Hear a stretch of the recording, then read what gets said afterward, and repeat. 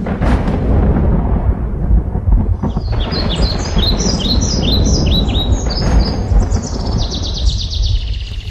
عليكم ورحمة الله وبركاته.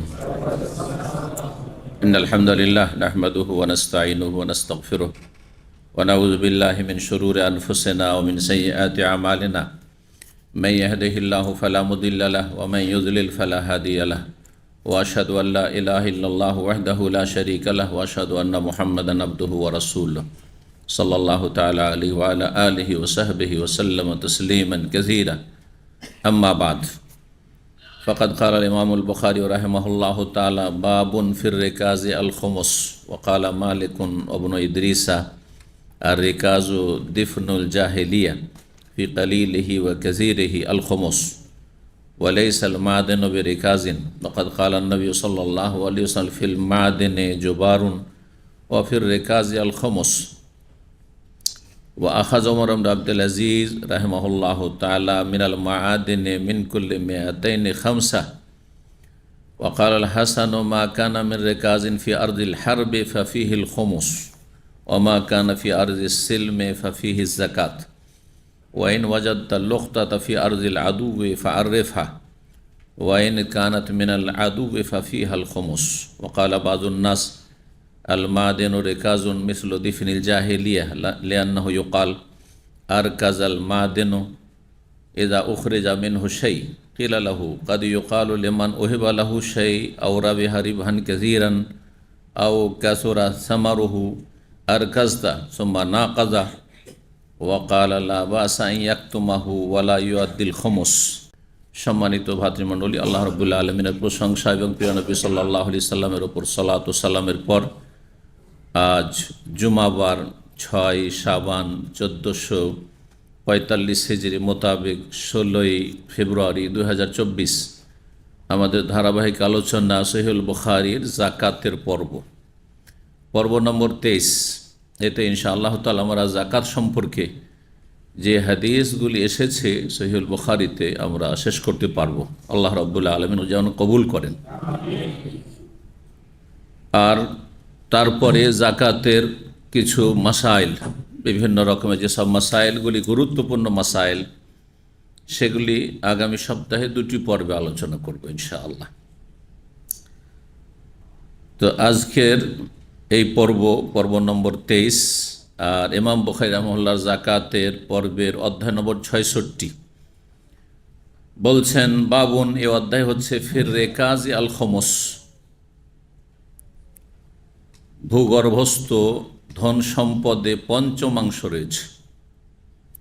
রেকাজ রাখা যায় আর কেজো মানে কোনো কিছু পুঁতে রাখা, প্রথিত সম্পদ, যা কিছু পুঁতে রাখা হয়।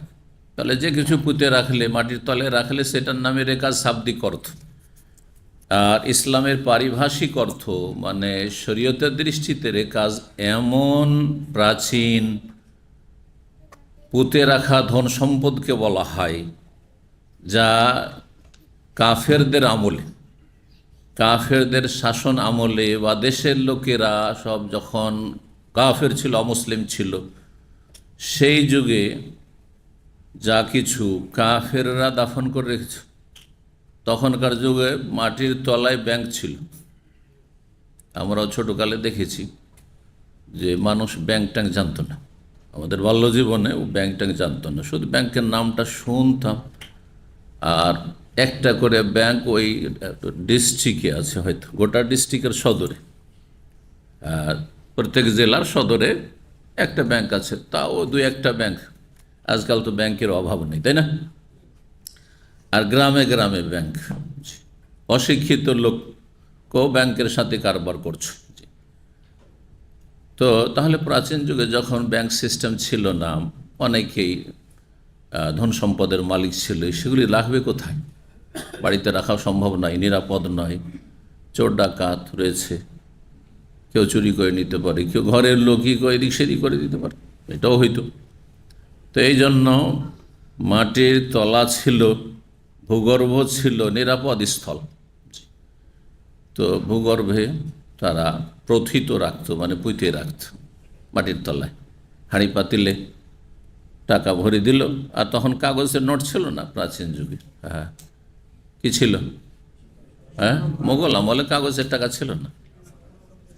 ভারত ভারত যে অখণ্ড ভারত 1947-এ স্বাধীন হয়েছে, তার আগে 200-250 বছর ইংরেজরা রাজত্ব করেছে, ঠিক না? তো 1757-তে তারা প্রথম ঢুকেছে ব্যবসা বাণিজ্যের নামে, আর তারপর 1857-তে পুরোপুরি তারা ভারতকে দখল করেছে। আর তারপরে জুলম অত্যাচার চালিয়েছে ইংরেজ জালেমরা, বিশেষ করে মুসলিমদের ওপর ভারতের। আর এসব আল্লাহর আযাব, বালা, মুসিবত, কাফেরকে, জালেমকে মুসলিম জাতির উপর চাপিয়ে দেওয়া মানব জাতির পাপের জন্য।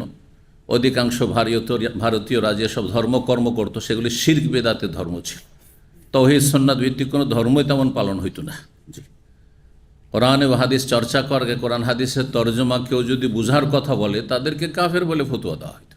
আল্লাহর কথা কেউ বুঝতে পারে? রসুলের কথা বোঝা সম্ভব? এ ধারণা এখনও বেদাতি মহলে আছে। বেদাতি মোল্লারা আপনাদেরকে কি বলে? প্রবাসীরা। কোন মাদ্রাসে পড়েছে? কি বুঝো ইসলামের তুমি? হ্যাঁ, কোরআন হাদিসের কি বুঝো তুমি? তো এটা বাপদাদা থেকে পাওয়া তাদের মৌরুস, তারা তাদের পূর্বপুরুষ বেদাতি থেকে পেয়েছে। ইমাম শাহ ওলিউল্লাহ মুহাদ্দিস দেহলভী রাহিমাহুল্লাহ ভারতবর্ষে মোগল আমলে বাদশাহ আওরঙ্গজেব আলমগীর জামানা তার আব্বা ছিলেন যে ফতুয়া আলমগিরিয়া, নাম শুনেছেন তো? ফতুয়া আলমগিরি হানাফি মযহাবের সবচেয়ে বড় ফতোয়ার কিতাব। এ ফতুয়া আলমগিরি ফার্সি ভাষায় লেখা হয়। তো সেই সময়টা ছিল শাহ ওলিউল্লাহ মুহাদ্দিস দেহলভী রাহিমাহুল্লাহর বাবাও বড় ফাকিহ আলেম ছিলেন হানাফি মযহাবের, শাহ আব্দুর রহিম আদ-দেহলভী। তো তিনি ওলামাদের যে একটি কমিটি ছিল তার প্রধান ছিলেন। আর তার নেতৃত্বে ওইসব ওলামারা হানাফি মাজহাবের আলোকে তারা বিশাল একটি ফতোয়ার কিতাব সংকলন করেছিল, ফিকহের কিতাব মূলত, আর সেটিকে ফতোয়া বলে প্রসিদ্ধ সেটা। তো তাতে বহু ফতোয়া রয়েছে, অনেক কথায় কোরআন সুন্নাহ সম্মত রয়েছে, অনেক কথায় কোরআন সুন্নাহ বিরোধীও রয়েছে। মানুষের কথা ঠিক হতে পারে, আবার ভুল হতে পারে। একমাত্র ওহির কথা, আল্লাহ এবং রসুলের কথা হচ্ছে নির্ভুল। এই জিনিসটা যারা বুঝে না তারা ধর্ম বুঝে না, ইসলাম বুঝে না, সোজা কথা। কোনো ইমামকে, কোনো আলেমকে আল্লাহ স্পেশালি ওহি করে পাঠাননি। আমার কাছে ওহি আসছে, আমার ভুল হইতে পারে না? আমি ধরেন আপনাদের কাছে একজন কিছুটা কোরআন হাদিস বোঝা মানুষ, তো আমি যেমন ভুলের ঊর্ধ্বে নয়, তেমন সেই যুগে আবু হানিফার যুগে, শাফির যুগে, মালিকের যুগে, আহমদের যুগে তারা বড় আলেম ছিল, তারা ভুলের ঊর্ধ্বে ছিলেন না। তাদের কাছে জিবরাইল আসার প্রশ্নই উঠে না, তাদের কাছে ওহি আসার প্রশ্নই উঠে না। ওই দরজা কখন বন্ধ হয়েছে? নবী সাল্লাল্লাহু আলাইহি সাল্লামের ইন্তেকাল হয়ে গেল, ইন্তেকাল হয়ে গেছে, দাফন হয়নি, ওই দরজা বন্ধ হয়ে গেছে। ফাতেমা রাদিয়াল্লাহু তাআলা আনহা বলছেন, জি, শোকের অবস্থায়, মর্মাহত শোকে বলছেন, জিবরিল আনানা, জিবরাইলকে আমরা সংবাদ দিয়ে দেব যে জিবরাইল তোমার আর আসার কোনো সুযোগ নেই, যার কাছে তুমি আসতে ওহি নিয়ে তিনি দুনিয়া থেকে বিদায় নিয়েছেন, ইন্তেকাল করেছেন। জি, রবের ডাকে তিনি সাড়া দিয়েছেন। জি, ইন্নাকা মাইয়াতুন ওয়া ইন্নাহুম মাইয়াতুন, কোরআন বলছে। কোরআন কার কালাম? আল্লাহর বাণী। না তাতেও সন্দেহ আছে? আপত্তি আছে? ইন্নাকা মাইয়াত, হে নবী নিঃসন্দেহে তুমি মাইয়াত, মানে হায়াতুন নবী না? তাহলে বাংলাদেশের সিংহভাগ মুসলিমরা বলে হায়াতুন নবী, হায়াতুন নবী। কোরআন সত্য না তাদের আকীদা সত্য? কোরআন বলছে ইন্নাকা মাইয়াত, নিশ্চয় হে নবী তুমি মাইয়াত। মাইয়াত তো বাংলাতেও বলছেন আপনারা। মাইয়াত মানে কি? মৃত, মৃত, মারা যাবে অথবা মারা গেছে, মরণশীল। ইন্নাকা মাইয়াত একেবারে স্পষ্ট ভাষা, এর সাথে স্পষ্ট আর কি লাগে? তাতেও যদি কে হেদায়েত না পায় তো তাদের সম্পর্কে ওই আয়াতগুলো, ওমাল্লাম ইয়াজালিল্লাহু নূরান ফালাইসা লাহু মিন নূর, আল্লাহ বলছে সূরাতে, যাকে আল্লাহ ইসলামের জ্যোতি থেকে বঞ্চিত রেখেছেন, হতভাগা, তার জন্য কোনো জ্যোতি কাজে আসবে না। সে যদি কোরআন হাদিস দিয়ে যদি হেদায়েত না পায়, জ্যোতি আলো না পায়, তাহলে আর কোথায় আলো পাবে? আর কোথায় জান্নাতের পথের আলো পাবে? কোথাও পাবে না। তো মানুষের ভুল হইতেই পারে। তো যে কথাটি বলছিলাম, ফতুয়া আলমগিরি লেখা হয়েছে কখন? শাহুল মুহাদ্দিস দেহলভির আব্বার যুগে। তাহলে শাহুল মুহাদ্দিস দেহলভির যুগ হচ্ছে ইংরেজদের আগে কোন যুগ? মুঘল যুগ। মুঘল যুগ।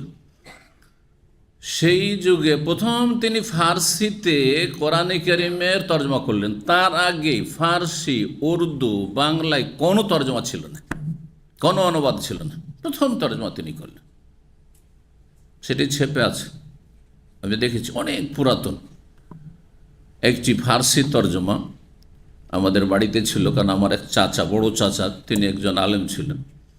তো ওইটা পেয়েছিলাম, বংশ পরম্পরা দেখছি যে চাচার বাড়িতে রাখা আছে। তো ছোটোকালে দেখেছিলাম ফার্সিতে তর্জমা, কোরআন আয়াতের নিচে। আগে তর্জমাগুলো তো নিচে তর্জমা থাকতো, জি, উর্দু তর্জমা বা ওই ফার্সি তর্জমা প্রথম দেখেছি।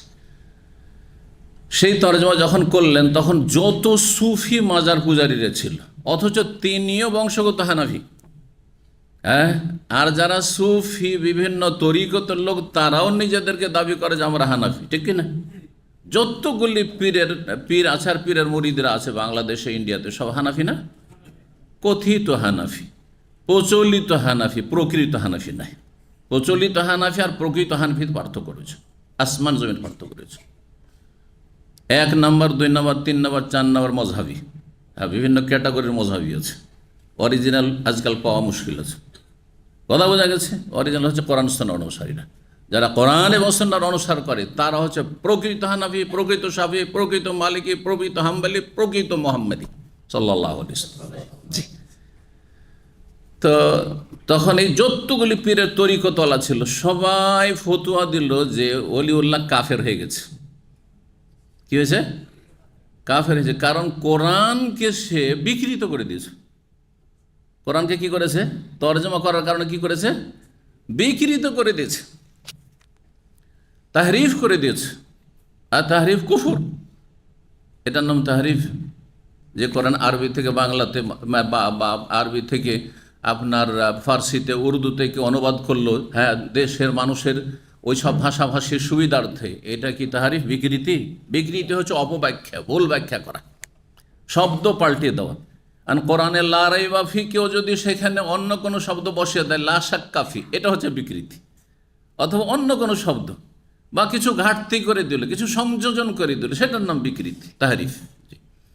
শব্দের তাহরিফ, শব্দের বিকৃতি, অথবা অর্থের বিকৃতি, 2 রকম বিকৃতি হয়ে থাকে। অর্থের বিকৃতিকে অপব্যাখ্যা বলা হয়। কোরআনে কারীমের অপব্যাখ্যা করেছে বেদাতপন্থীরা, পথভ্রষ্টরা। অর্থাৎ অর্থের বিকৃতি ঘটেছে, কিন্তু শব্দের কেউ বিকৃতি ঘটাতে পারেনি। সবাই একই রকম তেলাওয়াত করছে, করছে না? করছে না? যতগুলি তেলাওয়াত এলাও আছে 10 রকমের, জি, কিন্তু অর্থ সবগুলি একই। ওই লা রাইবা ফি, কোনো কেরাতে নেই যে লা শাক্কা ফি, হ্যাঁ, হুদাল লিল মুত্তাকিন, কোনো জায়গাতে নেই যে হুদাল লিল মুমিনিন আছে, বা মুসলিমিন।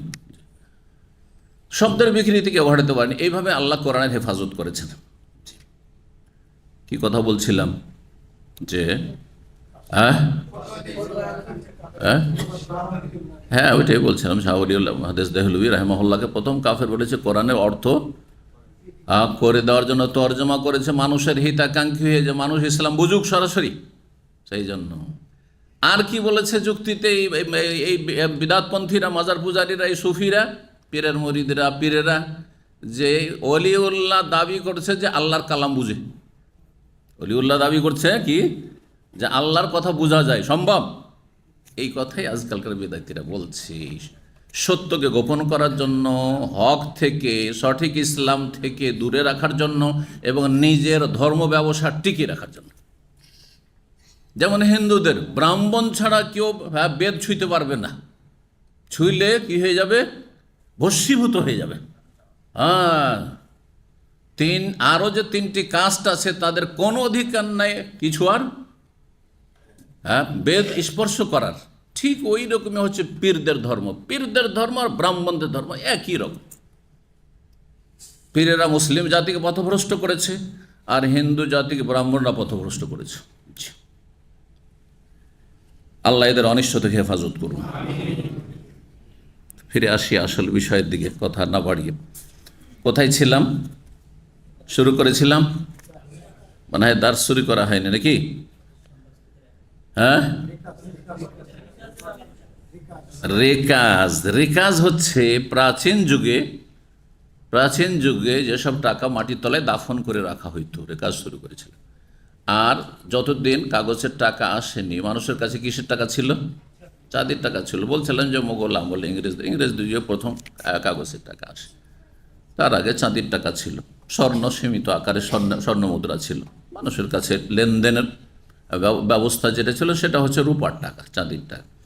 তো এটাকে মানুষ মাটির তলে কী করতো? দাফন করে রাখতো। আর অনেক জায়গায় যেসব প্রাচীন এলাকা আছে, প্রাচীন ধ্বংসাবশেষ আছে, প্রাচীন সভ্যতা, সেখানে কোনো যুগে মানুষ বসবাস করেছে, মানুষ মাটির তলে পুঁতে রেখেছে, মারা গেছে, অথবা কোনো আল্লাহর আযাব এসছে, সে এলাকা ভূমিকম্প ধ্বংস হয়ে গেছে, আর তারপরে ধন সম্পদে মাটির তলায় থেকে গেছে, অথবা বাড়িতেই ছিল, রাখা ছিল ওপরে, আর তারপরে ভূমিকম্প হয়েছে, মাটির তলায় চলে গেছে। হ্যাঁ, বিভিন্ন খননের সময় সে টাকা পয়সা গেলে বিভিন্ন সময় পাওয়া গেছে, এমনটা আমরা ছোটোকালে শুনতাম। আর সেটা হইতে পারে, এইটাকে রেকাজ বলা হয়, মাটির তলায় পুঁতে রাখা।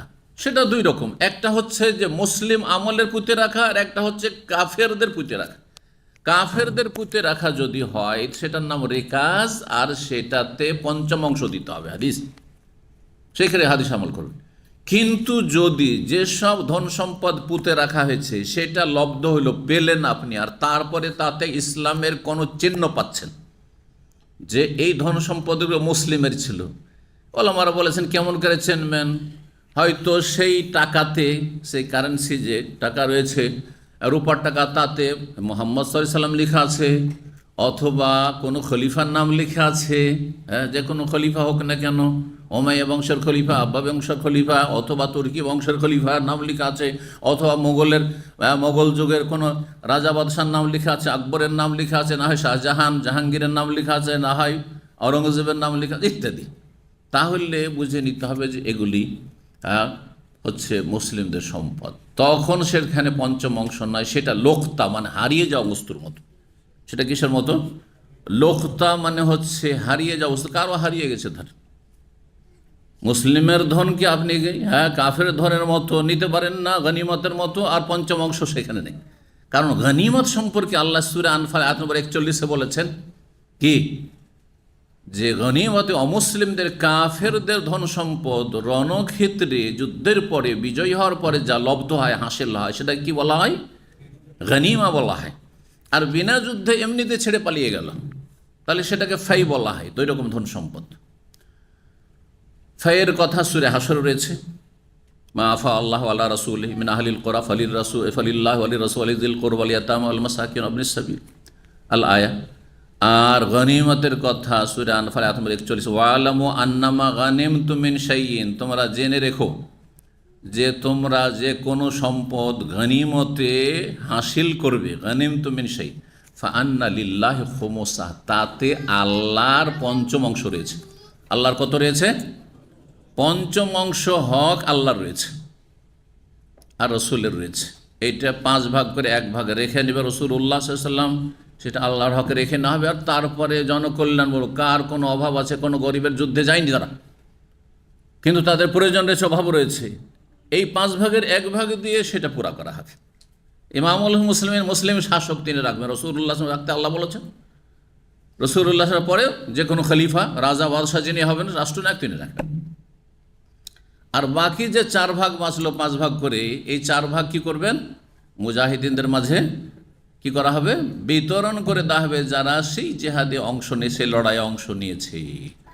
এই ক্ষেত্রে শরীয়তের বিধান, কেউ যদি পদাতিক বাহিনী হয়ে থাকে, কোনো ঘোড়া টোড়া নিয়ে যায়নি, অশ্বারোহী নাই, যোদ্ধা অশ্বারোহী নাই, পায়ে হেঁটে যুদ্ধ করতে গেছে বা উটের পিঠে গেছে, তাহলে 1 ভাগ। আর ঘোড়ার 2 ভাগ, তা যে ঘোড়াওয়ালা তাহলে 3 ভাগ পাবে শরীয়তের বিধান। যদিও মাসলা ইখতিলাফ রয়েছে, কিন্তু এটাই সহি হাদিসের আলোকে। যাই হোক, সেসব মশলা জেনে লাভ নেই, কারণ আমরা এখন দুর্বল। সুতরাং যেগুলো আমাদের কাজের সেগুলো জানতে হবে, তাই না? জি হ্যাঁ।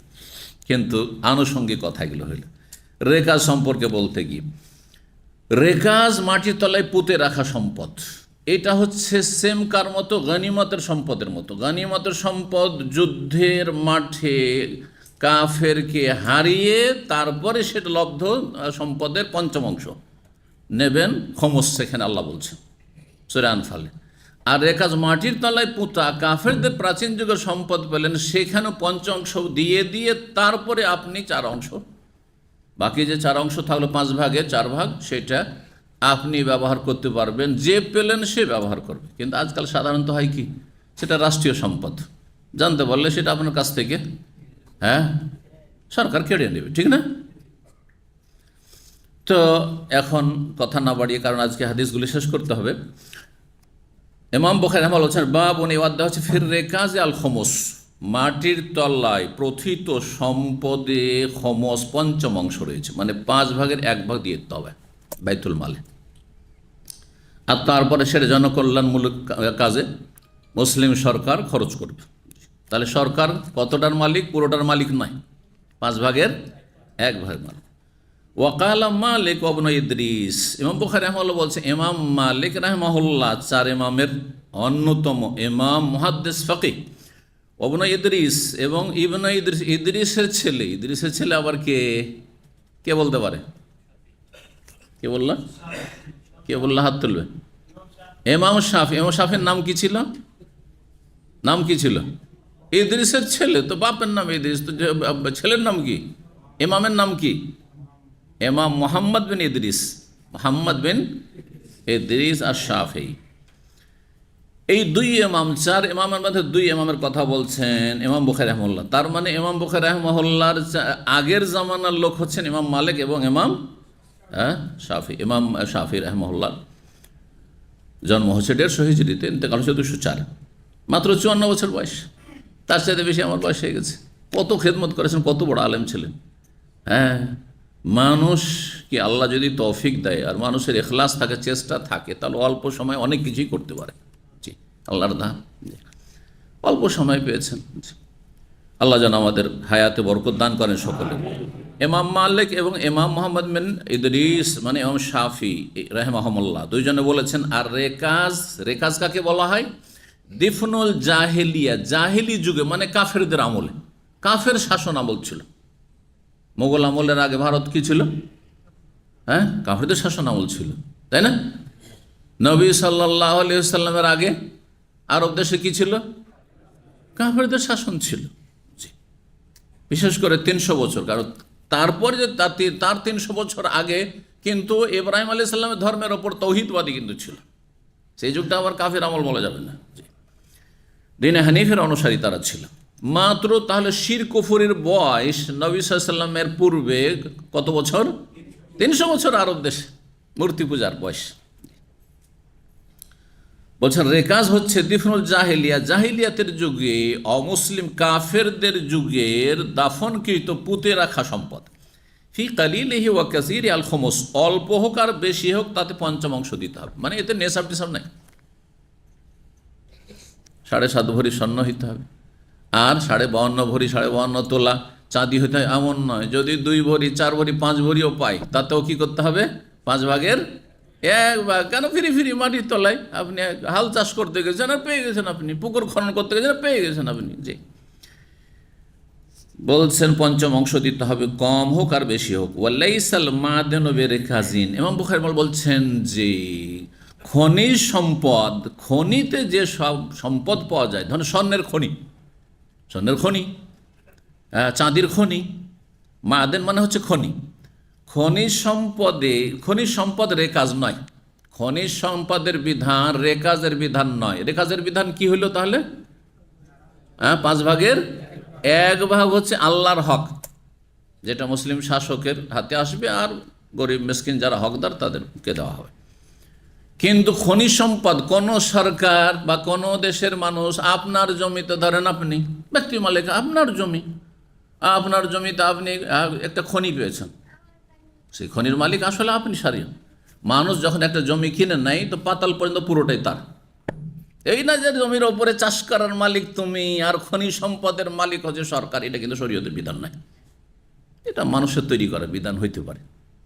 কিন্তু যখন একটা মানুষ জমি কিনে নেয় তখন সে যতদূর পর্যন্ত ভূগর্ভ যা কিছু আছে, যতটা জমি তার সীমানা সব কিছু তার, তাতে যা কিছু পাওয়া যাবে তার মালিক হচ্ছে সেই জমির মালিক। জি, তো বলছেন যে ওয়ালাইসাল মাআদিনু বিরিকাজ, খনিজ সম্পদ রেকাজ নয়, মানে খনিজ সম্পদে পঞ্চম অংশ দিতে হবে না। এটাই হচ্ছে কোরআন সুন্নাহ ভিত্তিক মাসলা। কিন্তু এতে আর একটি ভিন্ন মত রয়েছে আবু হানিফা রাহিমাহুল্লাহ এবং আহলে কুফার, তাদের খণ্ডন করবেন এবং বুখারী রাহিমাহুল্লাহ। তাই বলছেন দলিলে যে খনিজ সম্পদ রেকাজের অন্তর্ভুক্ত নয়, পঞ্চম অংশ দিতে হবে না। এর দলিল বলছেন ওয়াকাদ কালান নবী সাল্লাল্লাহু আলাইহি ওয়াসাল্লাম, যেহেতু নবী সাল্লাল্লাহু আলাইহি ওয়াসাল্লাম বলেছেন ফিল মাদিনে জুবারুন, খনিতে কেউ যদি কাজ করতে যায় আর তারপরে সেখানে দুর্ঘটনার শিকার হয়ে মারা যায়, তাহলে জোবারুন, হ্যাঁ, সেখানে কোনো দণ্ড নেই। ধরেন আপনার জমিতে, অথবা সরকার মালিক হোক না কেন, যেই মালিক হোক না কেন, কোনো ব্যক্তি মালিক হোক না কেন, খনিতে শ্রমিকরা কাজ করছে, স্বেচ্ছায় কাজ করতে, তাকে বাধ্য করা হয়নি, স্বেচ্ছায় তারা পারিশ্রমিকের বিনিময়ে তারা কাজ করতে এসছে, আর তারপরে দুর্ঘটনার শিকার হয়ে মারা গেছে, তাহলে এর ক্ষতিপূরণে দিয়াত দিতে হবে না, মানে 100টা উট যে দিয়াত রয়েছে এটা দিতে হবে না। জোবারুন, জোবারুন মানে মাফ, আসলে কোনো এর জন্য দণ্ড নেই। জোবারুন মানে হাদরুন, এই ক্ষেত্রে তার যে প্রাণ গেল সেজন্য বলবেন না 100 উট দিতে হবে, তার অভিভাবকরা বা আত্মীয় স্বজনরা এটা শরীয়ত সমর্থন করে না। জোবার। তারপরে কি বলছেন, অফির রেকাজ, ওই হাদিসের দ্বিতীয় অংশ, অফির রেকাজ আল খমস, আর মাটিতে পুঁতে রাখা সম্পদে পঞ্চম অংশ রয়েছে। আর আরবি ভাষার কায়দা হচ্ছে যে ওয়াও দিয়ে এবং করে যদি বর্ণনা করা হয় একটার পরে আর একটা, তাহলে আগেরটির ছাড়া অন্য কিছু বয়ান করা হচ্ছে। কায়দাটা বুঝেন। 1 নম্বরে কি বয়ান করা হলো, মাদেন মানে খনি সম্পর্কে, যে খনিতে কেউ যদি দুর্ঘটনার শিকার হয়ে মারা যায় তাহলে তার কোনো দণ্ড নেই, তো খনিকে বয়ান করে দিলেন। তারপরে বলছেন অফির রেকাজ, আর পুঁতে রাখার রেকাজ যদি কেউ পায় তাহলে তাতে পঞ্চম অংশ দিতে হবে। তাহলে বোঝা গেল রেকাজ আর খনি দুটো এক জিনিস নয়, দুটো ভিন্ন ভিন্ন বস্তু। বুঝতে পেরেছেন দলিল? জি। আতফ, ওয়াই আতফ, আতফ যদি করা হয় তাহলে সেটা তাগায়রের দাবি রাখে। এটা হচ্ছে আরবি ভাষার কায়দা, মানে আগেরটি। যেমন যদি কেউ বলে যে আবদুল্লাহ আসলো এবং আব্দুর রহমান, তার মানে আবদুল্লাহ যে সে আব্দুর রহমান নয়, ঠিক কিনা? জি, ঠিক না? না বলবেন জানলাম আবদুল্লাহ তার নাম আব্দুর রহমান, তাহলে এবং কেন বলবেন তাহলে?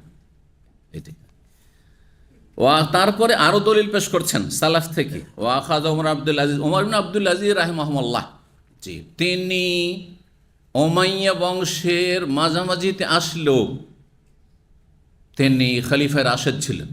আবু বকর, ওমর, ওসমান, আলী, 4 খলিফা যেমন দেশ পরিচালনা করেছে পুরোপুরি কোরআন সুন্নাহ ভিত্তিক ইসলামী রাষ্ট্র, ঠিক তেমনি তাদের অনুসরণে তিনি দেশ পরিচালনা করেছেন। এই জন্য তাকে 5ম খলিফা রাশেদ বলা হয়েছে, বা 6ষ্ঠ খলিফা রাশেদ যদি হাসান রাদিয়াল্লাহু 6 মাস যেহেতু খলিফা ছিলেন, 5ম খলিফা যদি তাকে বলা হয়, আলীর ছেলে হাসান রাদিয়াল্লাহু তাআলা আনহুমা, তাহলে 6ষ্ঠ খলিফা রাশেদ 6 জন। বিস্তারিত যদি বলেন তাহলে তিনি হচ্ছেন এই খলিফা রাশেদ মুআবিয়া নন, যদিও মুআবিয়া রাদিয়াল্লাহু তাআলা আনহু সাহাবী ছিলেন, সাহাবী, কিন্তু তিনি দেশ পরিচালনা খেলাফতের রাশেদার পুরোপুরি অনুসরণে করেননি, যার ফলে তাকে খেলাফতের রাশেদের মধ্যে কেউ অন্তর্ভুক্ত করেননি। এবং নবী সাল্লাল্লাহু আলাইহি ওয়াসাল্লাম ভবিষ্যৎবাণী যে আল খেলাফাতু ফি উম্মতি সালাসুনা, আমার উম্মতে খেলাফত থাকবে কত বছর? 30 বছর। 30 বছর আলী রাদিয়াল্লাহু এবং হাসানের 6 মাস দিয়ে পুরা হয়ে যাচ্ছে সেখানে। তো কোরআন সুন্নাহর পুরোপুরি অনুসরণ করেছে সার্বিক ক্ষেত্রে ওমর ইবনে আব্দুল আজিজ রাহিমাহুল্লাহ। তিনি রাষ্ট্রনায়ক হওয়ার আগে এত ভোগবিলাসী জীবনযাপন করেছেন, কারণ গভর্নরের ছেলে, তার বাবা আব্দুল আজিজ মদিনার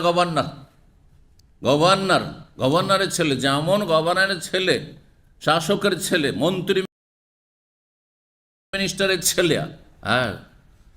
যেমন জীবনযাপন করে, ভোগবিলাসের জীবনযাপন। একটা পোশাক তার সম্পর্কে বর্ণনা করা হয়েছে, আল্লাহ ভালো জানে সবের সত্যতা। একটা পোশাক একবার পরলে আর ছুঁয়ে দেখতেন না, যেমন আজকে একটা পরলেন আর জীবনে ছুঁবে না, শেষ, ওইটা অন্য কেউ। জি, যারা সীমাহীন ভোগবিলাসের জীবনযাপন এমনটাই করে, তো এইরকম ছিলেন তিনি কখন? যতদিন রাষ্ট্রীয় ক্ষমতায় আসেননি ততদিন। আর যখন রাষ্ট্রীয় ক্ষমতা আসলেন, বাদশাহ হলেন, আল্লাহ এমনভাবে তার হৃদয়কে, অন্তরকে পরিবর্তন করে দিলেন যে তিনি দরবেশ হয়ে গেলেন। ফকির মিসকিনের মতো জীবনযাপন করতেন। সামান্য কিছু সংসারের খরচ নিতেন, যেটাতে কোনো রকম করে সংসার চলে যায়। স্ত্রী মাথা থেকে পা পর্যন্ত, খলিফার মেয়ে, খলিফার বোন, কয়েক খলিফার বোন, আর খলিফার স্ত্রী ফাতেমা রাহিমাহুল্লাহ, তিনি যখন প্রথম দিন আসলেন বাসরে, বললেন যে তুমি আমার সাথে থাকতে চাও, তাহলে এই যে মাথা থেকে পা পর্যন্ত স্বর্ণ দিয়ে মুড়িয়ে তোমাকে আর মণিমুক্তা দিয়ে মুড়িয়ে তোমাকে তোমার বাবা পাঠিয়েছে, এগুলি সম্পদ তোমার বাবার নয়, তোমার ভাইয়েরও না, এগুলি হচ্ছে বাইতুল মালের ধন সম্পদ। এত টাকা পেলো কোথা থেকে? আমার বংশ তোমার বংশ একই বংশ, আমার বাবা গভর্নর, তোমার বাবা হচ্ছে রাজা। জি, ভালো করে জানি। ফাতেমা বিন আব্দুল মালিক বিন মারওয়ান, আর উমর আব্দুল আজিজ বিন মারওয়ান। হ্যাঁ, আব্দুল মালিক বিন মারওয়ান আর উমর বিন আব্দুল আজিজ বিন মারওয়ান, মানে ওমর রাদিয়াল্লাহু তাআলার বাবা আব্দুল আজিজ আর আব্দুল মালিক ভাই। এগুলো সব হচ্ছে বাইতুল মালের সম্পদ, যা আমার তোমার বংশধর কুক্ষিগত করে রেখেছে, নিজেরা সেসব শোষণ করেছে।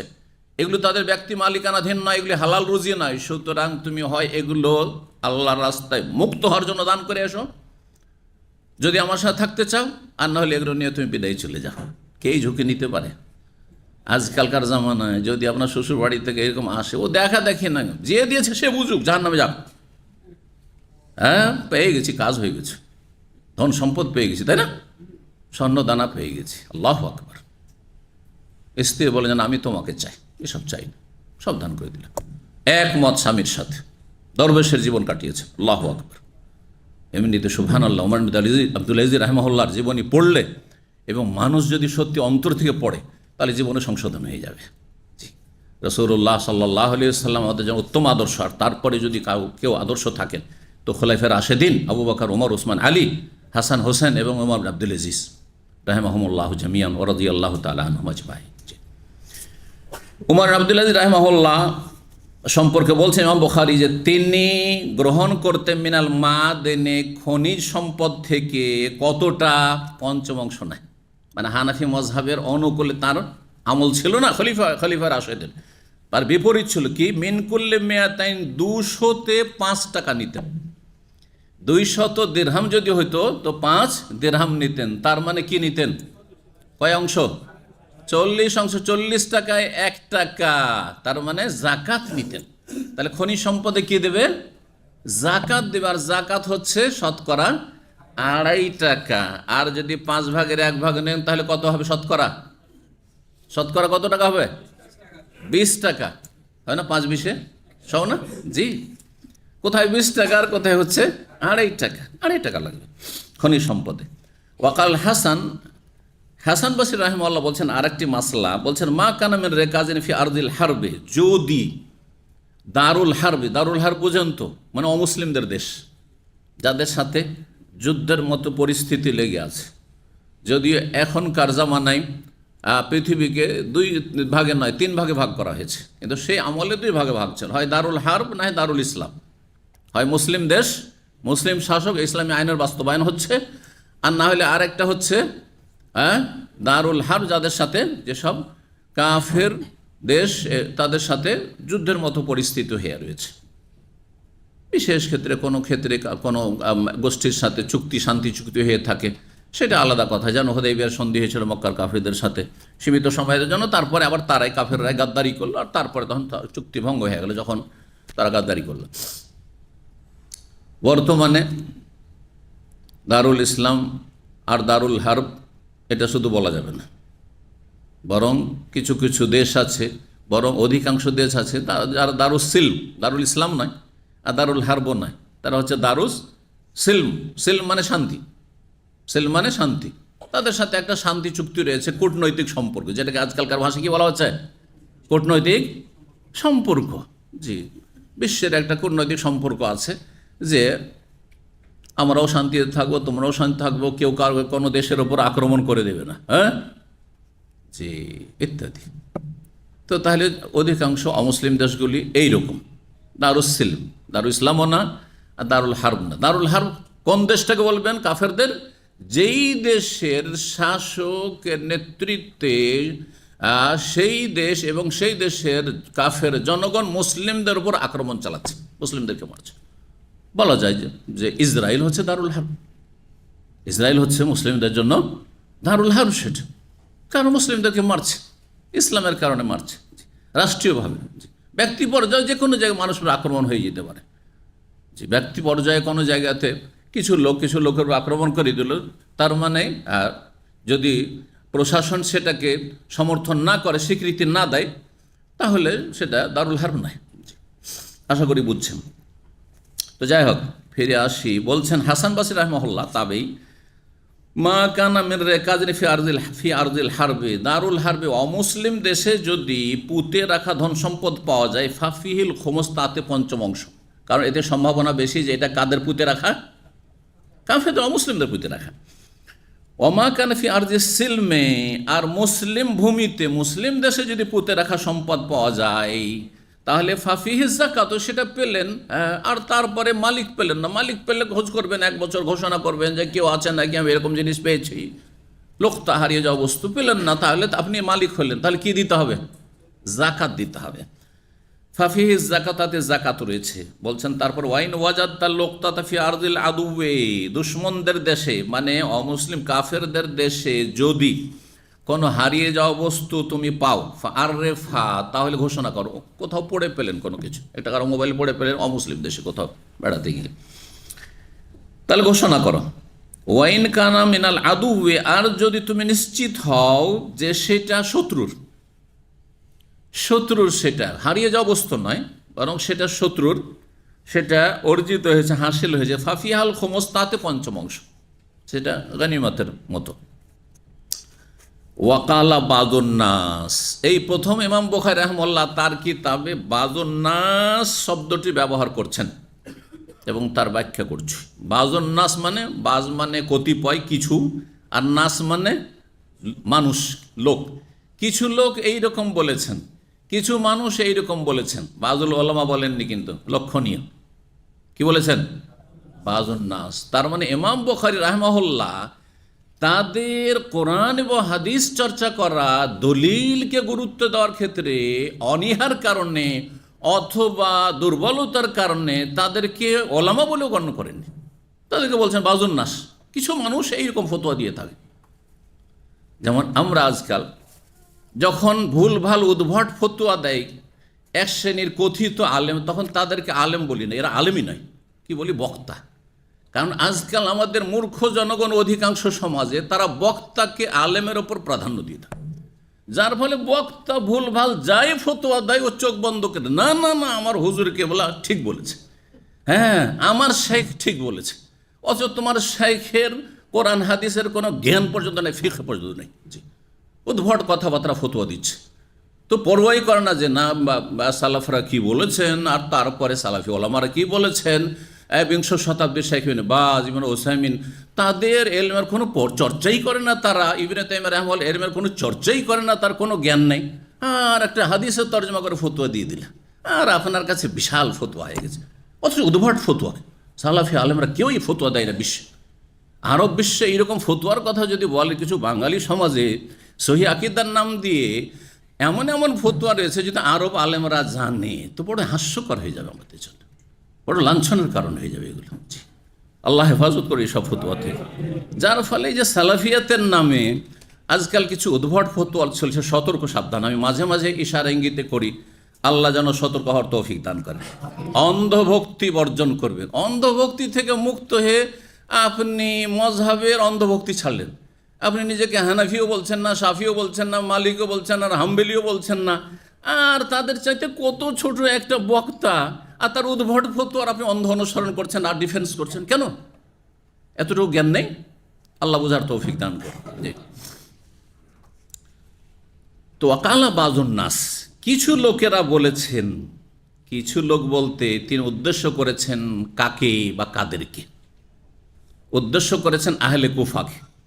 কুফার সেই যুগের এক শ্রেণীর ফোকাহাকে এবং তাদের শীর্ষস্থানে ইমাম আবু হানিফা আর তার বিশিষ্ট ছাত্র আবু ইউসুফ, জোফার, ইমাম মোহাম্মদ অবশ্য মুহাদ্দিস হয়ে গেছিলেন। পরে হাদিসের চর্চা ইমাম মালিক রাহিমাহুল্লাহর কাছ থেকে, আবু হানিফা রাহিমাহুল্লাহর কাছে বা কুফাতে যতদিন পড়াশোনা করেছেন ততদিন তিনি রায়, মতামত আর কেয়াসকে প্রাধান্য দিতে থেকেছেন ওস্তাদদের মতো। কিন্তু যখন মদিনা ইমাম মালিকের সংসর্গ পেলেন, ইমাম মালিক রাহিমাহুল্লাহ থেকে হাদিস শিখলেন, জানলেন, আর অনেক হাদিসের চর্চা তিনি করলেন, তখন ইমাম মোহাম্মদ বিশিষ্ট ইমাম আবু হানিফা রাহিমাহুল্লাহর ছাত্র হওয়ার পরেও তিনি বহু মাসাইলে কোরআন সুন্নাহর দিকে ফিরে এসেছেন, সহিহ সুন্নাহর দিকে, আর ওস্তাদের মাসলার বিরোধিতা করেছেন। ইমাম আবু ইউসুফও করেছেন, কিন্তু ইমাম আবু ইউসুফের তুলনায় ইমাম মোহাম্মদ রাহিমাহুল্লাহ আরও বেশি সংস্কার করেছেন, সংশোধন করেছেন। জি, এই বিষয়গুলি জেনে রাখা ভালো, যাতে করে মজহাবি গোঁড়ামি থেকে মুক্ত হয়ে আসতে পারেন। জি, আর প্রাধান্য দিতে পারেন ওহীকে, কোরআন এবং সুন্নাহকে ব্যক্তির ওপর। আমার সাথে ভালোবাসার নয়, কিসের সাথে ভালো? দলিলের সাথে ভালোবাসা হইতে হবে। দলিলের সাথে, আমার কথা দলিল ভিত্তি করে নেবেন, না হয় চড়ে ফেলে দেবেন। আবু হানিফা, শাফি, মালিক, আহমদের সাথে ভালোবাসার ভিত্তি হচ্ছে কোরআন সুন্নাহর সাথে ভালোবাসা, আল্লাহ এবং রসুলের সাথে ভালোবাসা। কথা বোঝা গেছে কি না? ব্যক্তি হিসেবে কারোর সাথে আমার ব্যক্তি পূজা নেই, যে ব্যক্তি ভালোবাসা রয়েছে। আল্লাহ সঠিক বুঝদান করুন। তো উদ্দেশ্য করেছেন আহলে কুফা, কারণ আহলে কুফা আর আহলুল মদিনা, আহলুল হেজাজ, সে যুগে দুটো পরিভাষা ছিল। ওই যুগটাই, এই যে আইম্মা আরবার যুগে, আবু হানিফা, শাফি, মালিক, আহমদের যুগে, ইমাম বুখারীর যুগে, ইমাম মুসলিমের যুগে, মুহাদ্দিসে ফোকাহাদের যুগে, এই যুগটা যে ছিল দ্বিতীয় শতাব্দী, তৃতীয় শতাব্দী, এই সময়গুলিতে দুটো প্রতিষ্ঠান ধরেন, দুটো ভিন্ন ভিন্ন আপনার কোরআন এবং হাদিসের চর্চার পদ্ধতি এর প্রচলন ঘটে। একটি হচ্ছে আহলুল হেজাজদের তরিকা, তারিকাত আহলুল হেজাজ, মক্কা মদিনার ওলামাদের তরিকা। আরেকটি হচ্ছে তারিকাত আহলির রায় বা তারিকাত আহলুল হেজাজ হচ্ছে আহলুল হাদিস। তারিকাত আহলুল হাদিস বলা হইতো, ভাষাটি আমি আহলুর রায়ের মোকাবিলাতে আহলুল হাদিস বলতে হবে, কারণ এইভাবেই এসেছে। ইমাম তিরমিজি রাহিমাহুল্লাহ, তিরমিজি যদি একটু গভীরভাবে পড়েন তো মেলা জায়গাতে তিনি বলেছেন হাজা কওল আহলির রায়, এটি হচ্ছে যারা ব্যক্তি মতকে প্রাধান্য দিয়ে থাকে আহলুর রায় তাদের মত, আর এটি হচ্ছে আহলুল হাদিসদের মত, মানে যারা কোরআন সুন্নাহকে, হাদিসকে প্রাধান্য দিয়ে থাকে তাদের মত। তাহলে দুটো মাদ্রাসা, দুটো প্রতিষ্ঠান যেন কায়েম হচ্ছে। একদল কোরআন সুন্নাহর দলিলকে প্রাধান্য দিয়ে থাকে, হাদিস চর্চাকে প্রাধান্য দিয়ে থাকে, আর একদল কেয়াস যুক্তিকে হাদিসের ওপর অনেক সময় প্রাধান্য দিয়ে থাকে। সবসময় নয়, কিন্তু অনেক জায়গাতে না, এটা যুক্তির খেলাফ হয়ে যাচ্ছে, কেয়াসে জলির খেলাফ হয়ে যাচ্ছে, সুতরাং সহি সহি হাদিস পরিত্যক্ত তাদের কাছে।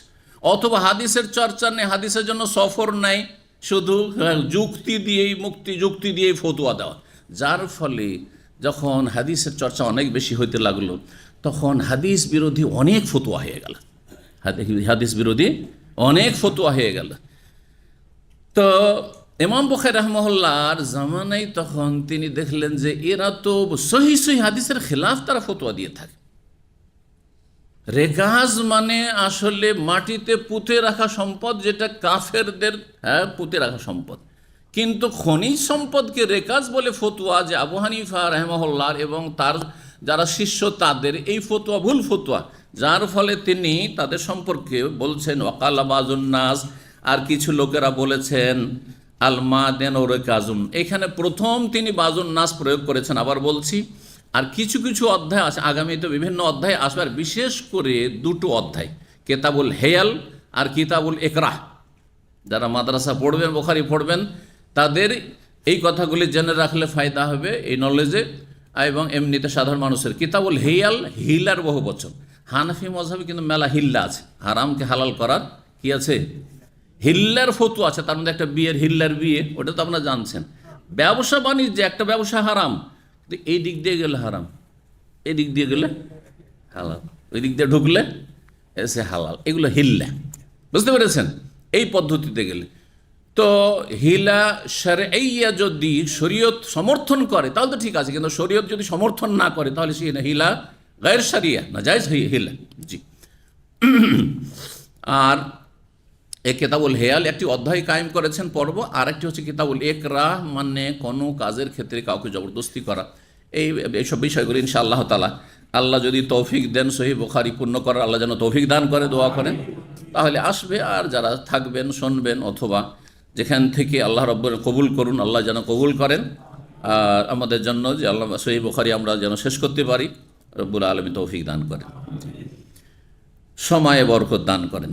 জি, তো বাজুন নাস অনেক জায়গায় বলেছেন খণ্ডন করার জন্য কাদের, যারা রায়কে, মতকে, যুক্তিকে হাদিসের উপর প্রাধান্য দিত অনেক ক্ষেত্রে, তাদের ওপর যেন অসন্তোষ প্রকাশ করেছেন। এই জন্য ইমাম বুখারী রাহিমাহুল্লাহ যখন বুখারী পড়ায় দেওবন্দে, তখন ইমাম বুখারীকে তারা গালমন্দ করে। অনেক তাদের শিক্ষকরা এত গোঁড়া, মযহাবের অন্ধ, যে ইমাম বুখারী রাহিমাহুল্লাহ গালমন্দ করে, কথা বুঝছেন। আবার কিছু আছে আমাদের সাথী সঙ্গীরা, অনেকে দেওবন্দ পড়ে এসছে, বন্ধু মহলে অনেক ছিল এরকম যারা পড়ে এসছে এক সময়, তো তারা সরাসরি শুনেছে তাদের কাছ থেকে, তাদের ওস্তাদের কাছ থেকে। তারা কি বলতো, যে বাজুন নাস কেন বলেছে জানো, বলছে যেমন ভারত উপমহাদেশে ভাসুরের নাম, হ্যাঁ, বৌরা, বাড়ির বৌরা, হ্যাঁ, ভাসুরের নাম নেয় না, নাই, স্বামীর নাম নেয় না, ভাসুরের নাম নেয় না, ওই রকমই ইমাম বুখারী রাহিমাহুল্লাহ আবু হানিফাকে বড় মনে করে নামটা নেননি। কথাটা যুক্তিসঙ্গত? যদি যুক্তিসঙ্গত হলে কালা বাজুল উলামা বলবেন, অথবা সম্মানের সাথে বড় এহতেরামের সাথে নামটা বলতেন। যেমন অতিরঞ্জন বাড়াবাড়ি করে হানাফিরা বলে ইমাম আজম বলেছেন, হ্যাঁ, বলে না, দিলেন ইমাম আজম বানিয়ে আপনি, হ্যাঁ, অথচ ইমাম আজম মুহাম্মদ রাসূলুল্লাহ সাল্লাল্লাহু আলাইহি সাল্লাম। কেন আবু বকরকে কেন ইমাম আজম বলছেন না আপনি? বড় খলিফা, বড় ইমাম যদি বলতে হয়, যদি রাসূলুল্লাহর পরে কাউ যদি ইমাম আজম মানে সবচেয়ে বড় ইমাম বলতে, আজম মানে সবচেয়ে বড়, সর্বাধিক বড় ইমাম, তাহলে তারপরে আবু বকর, তারপরে উমর, তারপরে উসমান, তারপরে আলী, হ্যাঁ, তারপরে সিরিয়াল কারো আসবে। জি, তো যাই হোক, আল্লাহ সকলকে হেদায়েত দান করুন। বাজুন নাস, কিছু মানুষরা কি বলেছেন, আল মাদেন রেকাজন, খনিজ সম্পদ হচ্ছে রেকাজ, মিসলা দিফনিল জাহিলিয়া, যেমন জাহিলি যুগের দাফনকৃত পুঁতে রাখা ধন সম্পদে পঞ্চম অংশ রয়েছে, তেমনি খনিজ সম্পদে কি রয়েছে, পঞ্চম অংশ রয়েছে। দলিল তাদের যুক্তি, হাদিস, ইমাম বুখারী হাদিস পেশ করলেন ইমাম মালিক, ইমাম শাফির ফতুয়ার, হ্যাঁ, সমর্থনে। আর এখানে হানাফিরা দলিল যেটা পেশ করেছে, বলছে যে ভাষাগত দলিল কি, লিআন্নাহু ইউকাল, কারণ আরবিতে বলা হয় আরকাজাল মাদেনু, আরকাজাল মাদেনু ইজা উখরিজা মিনহু শাই। আরবরা বলে যে খনিজ সম্পদ থেকে বা খনি থেকে খনিজ সম্পদ বের করা হয়েছে, খনি থেকে খনিজ সম্পদ বের করা হয়েছে বা বের করেছে। কখন বলে, এজা উখরিজা মিনহু শাই, যদি খনি থেকে কোনো কিছু নির্গত করা হয়, বের করা হয়। কিলা লাহু, তার উত্তরে বলা হয়েছে। তাহলে ভাষা দিয়ে দলিল পেশ করেছে কারা, হ্যাঁ, আবু হানিফা এবং তার ছাত্ররা, যে খনিজ সম্পদে 5 ভাগের 1 ভাগ, মানে 100 টাকায় কত দিতে হবে, 20 টাকা দিতে হবে। 100 ভরি স্বর্ণ খনিতে পেলেন, তাহলে কত দিতে হবে, 20 ভরি, তাদের কাছে 20 ভরি দিয়ে দিতে হবে। অথচ 100 ভরিতে যদি যাকাত দেন, তাহলে কত দিতে হবে, 2.5 ভরি। ঠিক, তো তার উত্তরে বলছেন কিল আল্লাহ, উত্তরে বলা হয়েছে কাদিও কালো, তাহলে তুমি যদি বলো আরকাজাল মাদেনো, মানে খনিজ সম্পদ বের করাকে বলা হয় আরবি ভাষায়, সেজন্য রেকাজে খমস ওই হাদিস এখানে ফিট করবে। তাহলে কাউকে যদি কোনো উপঢৌকন দেওয়া হয়, হেবা যদি দান দেওয়া হয়, তো দানের ক্ষেত্রেও তো আরবরা এমনটা বলে।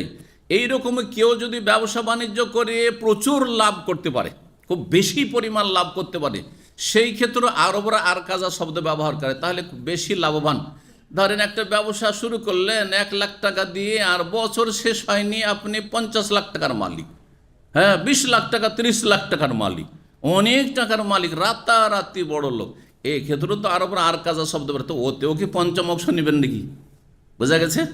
জি, আপনাকে দান করলে একটা বড় মূল্যবান কিছু দান করে দিল, ভালো কিছু দান করে দিল, অনেক দামি জিনিস দান করে দিল, তো হ্যাঁ, যেমন আজকাল নাজায়েজ যৌতুক যেসব জামাইরা আমাদের দেশে নিচ্ছে, তাদের অনেকে 4 চাকার একটা দামি গাড়ি দিয়ে দিল, হ্যাঁ, খুব মূল্যবান জিনিস, হ্যাঁ, দান করে দিল। সে জায়েজ হোক আর না জায়েজ হোক, তাতেও কি রেকাজ পঞ্চম অংশ বের করবেন নাকি?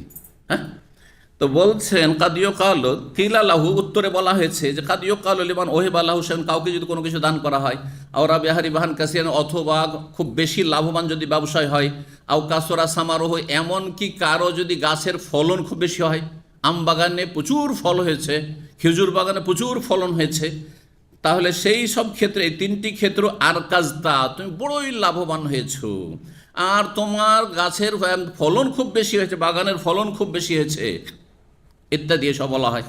সম্মান না কাজা, এর তো উত্তর দিতে পারছেন না, তাহলে এই ক্ষেত্রে তো পঞ্চম অংশ তোমরা বলছো না, তোমাদের ফতোয়া তো এটা নেই।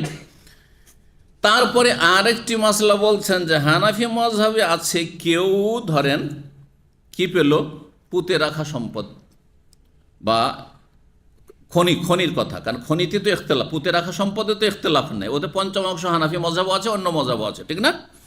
কিন্তু খনিজ সম্পদ সম্পর্কে বলছেন যে হানাফি মযহাবের আরেকটি ফতোয়া, কেউ যদি খনি পেয়ে গেল, চুপচাপ একটা খনি পেয়ে গেছে, স্বর্ণের খনি, ঠিক আছে, চাঁদের খনি পেয়ে গেছে, আর তারপরে কাউকে পাড়া প্রতিবেশী সরকার কাউকে জানতে দিল না, চুপচাপ সেটা গোপন করে রেখে দিল। তো বলছে ওয়াকালা, আর তারপরে তারা বলেছেন লাবাস আইয়াক তো মাহু, কেউ যদি লুকিয়ে রেখে দেয়, গোপন রেখে দেয়, তাহলে তাতে কোনো অসুবিধা নেই, ওয়ালাইউ আদ্দিল খমস, তাহলে পঞ্চম অংশ দিতে হবে না, তাহলে পঞ্চম অংশ দিতে হবে না। বুঝলেন কথাটি? হানাফি মযহাবে খনিজ সম্পদ যদি পাই আর সেটা জানিয়ে দেয় যদি, তাহলে কত দিতে হবে? পঞ্চম অংশ। কিন্তু লুকিয়ে যদি গোপন রেখে দিতে পারে ভিতর, তাহলে পঞ্চম অংশ দিতে হবে না। এটা আবার কেমন ফতোয়া হইল যে লুকিয়ে দিলে দিতে হবে না, আর জানিয়ে দিলে পঞ্চম অংশ দিতে হবে? হ্যাঁ, এই কথাই বলছেন।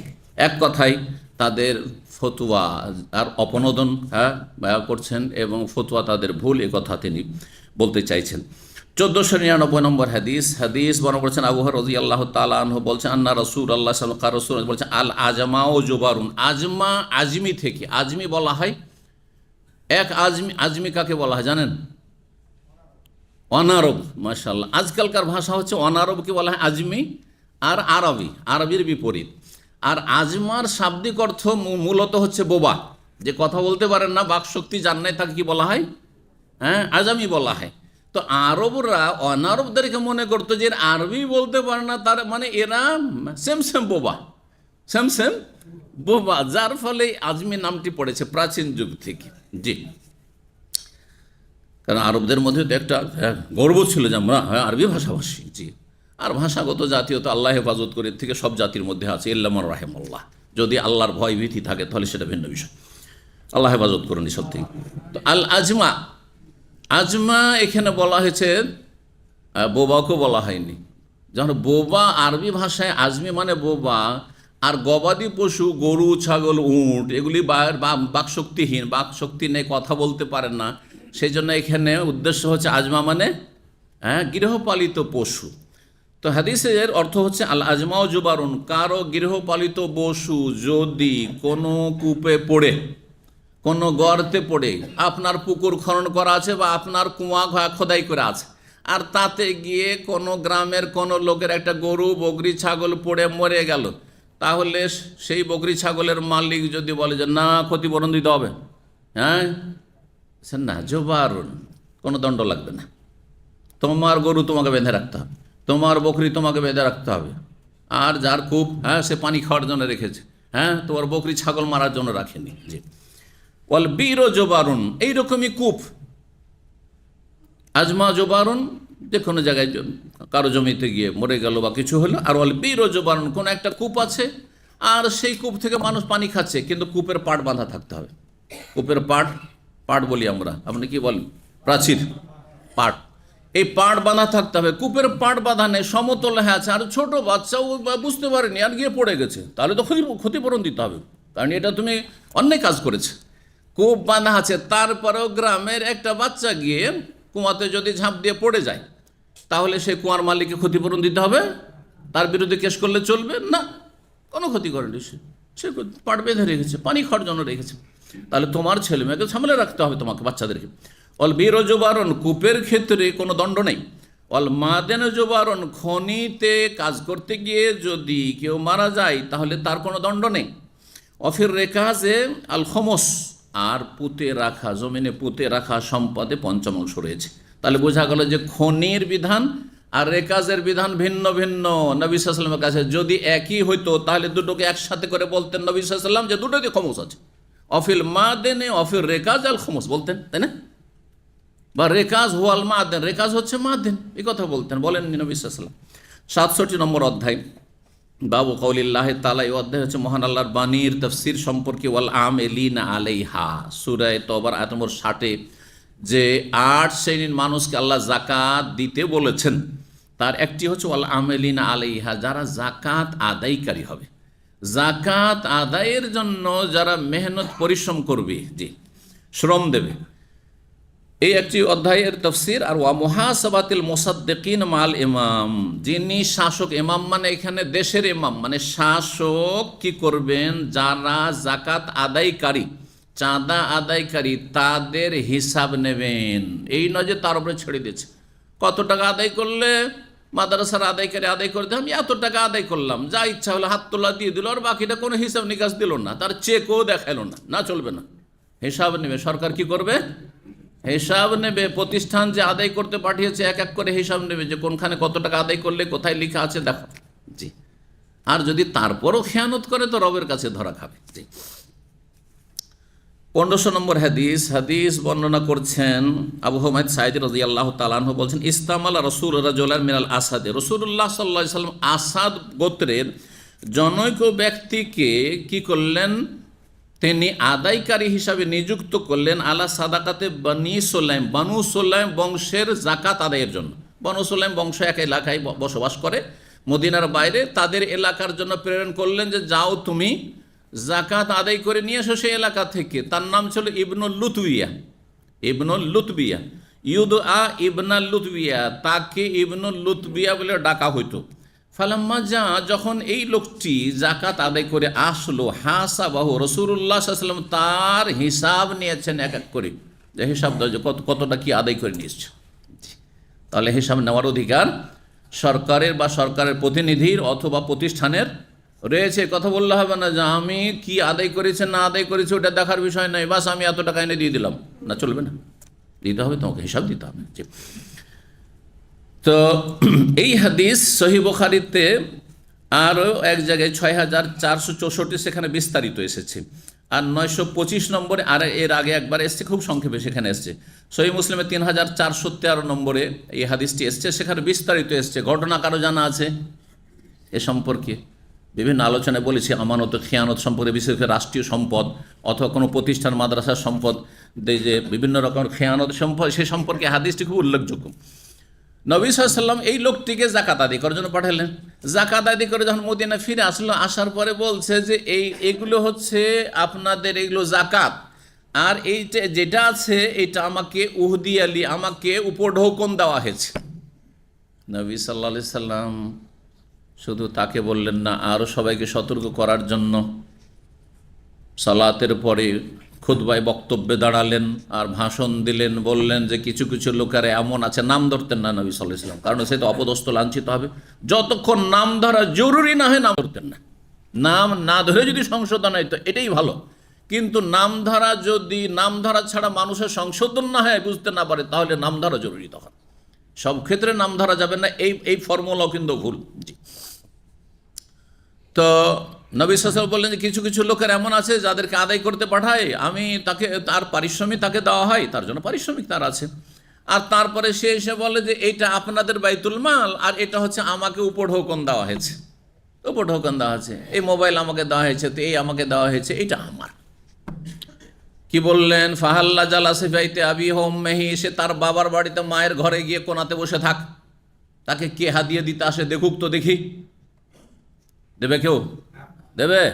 আদায়কারী বিভিন্ন এলাকায় গিয়েছে সেই জন্য দিয়েছে। কার আদায়কারী? অমুকের, ওই মাদ্রাসার পক্ষ থেকে, সেই জন্য এই সম্মাননা পেয়েছে, নাহলে কোত্থেকে পাবে? কঠিন বিষয়টি। এই জন্য আপনি মনে করবেন যে না না না আমাকে হাদিয়া দিয়েছে, এটা আমাকে বলে দিয়েছে, সেটা আমার না। সতর্ক, সাবধান, ইত্তাকুল্লাহ, আল্লাহকে ভয় করুন। জি। তো হিসাব নিতে পারে সরকার বা সরকার প্রতিনিধি, হিসাব নেবে, প্রতিষ্ঠান হিসাব নেবে। 68 নম্বর অধ্যায় বলছেন বাবু ইস্তেমাল এবলি সাদাকাতি আলবানি আলী আবনাই সাবিল। এই অধ্যায় হচ্ছে জাকাতের উটকে ব্যবহার করা এবং তার দুধ পান করা আপনাই সাবিল মুসাফিরের জন্য। মুসাফির বাইরে থেকে এসছে আর জাকাতের উট বাইতুল মালে রাখা আছে, সেই উটের দুধগুলি কি মুসাফিরকে পান করাইতে পারবেন কি না? তারপরে উট যদি প্রয়োজন হয় তাদের বাহনের জন্য দিতে পারবেন কি না? পারবেন, কারণ 8 শ্রেণীর মধ্যে শেষ হচ্ছে 8 নম্বর হচ্ছে আপনি সে মুসাফির, কিন্তু এমন মুসাফির যে অসচ্ছল, টাকা পয়সা নেই, তার কাছে বাহন নেই, হ্যাঁ, খাওয়া দাওয়ার ব্যবস্থা নেই, আর নিজেরই যদি টাকা পয়সা থাকে তাহলে জায়েজ নাই। মুসাফির হলে যে জাকাত খাবে এমন কথা না, মুসাফির অভাবী, প্রয়োজন হয়ে গেছে তার এখন, তখন। জি, বলছেন 1501 নম্বর হাদিসে আর দুটো হাদিস রয়েছে। আনাস রাদিয়াল্লাহু তাআলা বর্ণনা করে আন্নান নাসা মিন ওরাইনাতা, কয়েকজন মানুষ ওরাইনা বংশের, অন্য রিওয়ায়াতে রয়েছে 2 বংশ মিলে কয়েকজন ছিল, 6-7 জন ছিল বা 9 জন ছিল। তারা কিছু ছিল ওরাইনা বংশের ওরানি, আর কিছু ছিল ওকাল বংশের ওকালি। এই 2 বংশের মদিনার বাইরে বসবাস করত। ইজতাউল মদিনা, তারা মদিনে আসলো হিজরত করে, নিউ মুসলিম সব আসলো, নতুন নতুন মুসলমান হয়েছে, আর ইসলাম অন্তরে অত পাকাপোক্তা হয়নি।